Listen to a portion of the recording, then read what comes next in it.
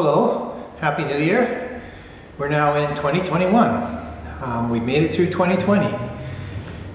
Although 2021 has started off with a bit of a bang, hasn't it? The numbers are going up in some places, like Ontario, coming down slowly in BC, but we still have a lot of people every day that are infected by the COVID-19. The vaccines are getting out there, so that's encouraging. So we know the end is coming. Hopefully, we hold on to it. There's all the political instability that's happening in the United States, and that's kind of concerning. You've seen it on the news. Or if you're wise, you're not watching the news because it doesn't affect you personally, your personal lives in the moment, but it's there, isn't it? There's so much happening, weighing on us. So there's a reading for this Sunday that we're not using in our worship, and that is the story of Samuel, the call of Samuel. Samuel is a young boy, and he's working in the local temple, really, with Eli, the judge of Israel, the prophet and priest. Samuel's duty that night was to sleep in the inner sanctum of the temple. And very simple temple. It's actually a tabernacle tent.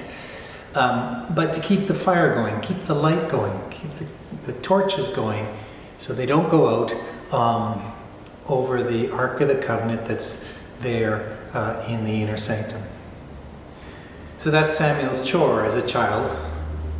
But as he's doing this, as he's drifting off to sleep or watching intently, he hears a voice calling him a number of times.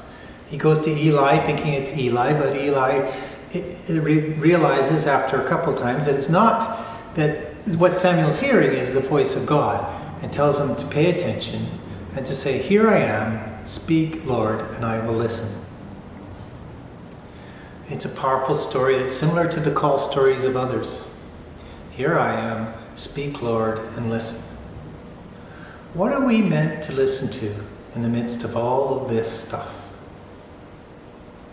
Because maybe it's time to slow down now and listen. We've started a new year. And with a new year, there's often a new hope. Hope for what's coming in the year. At the very least, hope for spring. On a rainy, windy night like we had last evening, it's when the wind was roaring through, which turns into a sunny afternoon. A symbol of hope, really. I hope as I come into the new year.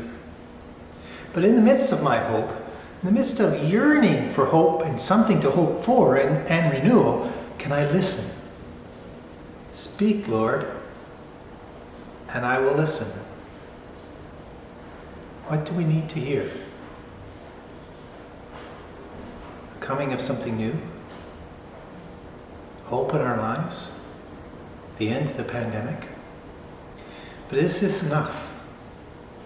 The world has to change. It's been a year's worth of pandemic and viruses and worrying about that. But can we turn back to what needs to happen, say about the environment? About saving the climate, saving the world, saving our own lives, not just for us, but for our children and grandchildren and great-grandchildren, like those who go after us. Can we listen? We do an awful lot of talking in this world. But the people that we might respect the most are the ones who listen. Speak, Lord, and I will listen. Make that promise to yourself.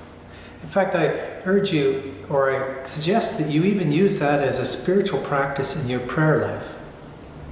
Instead of just praying and listening out the things and lamenting, stop and pause and say, "Speak, Lord, and I will listen."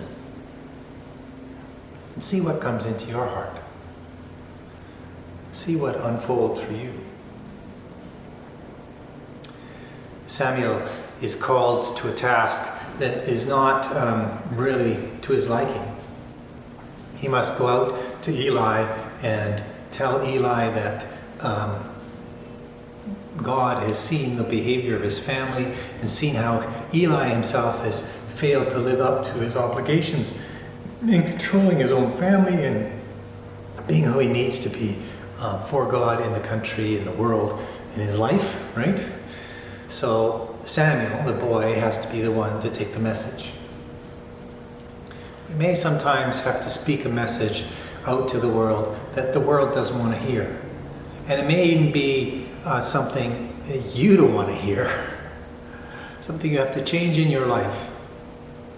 When you stop and listen and realize perhaps you're being called to somewhere else, to do something else, to live in a different way, or even to change something small in your life. So, in your prayers, slow down. Turn to your God, our loving God, and say, "Speak, Lord, and I will listen.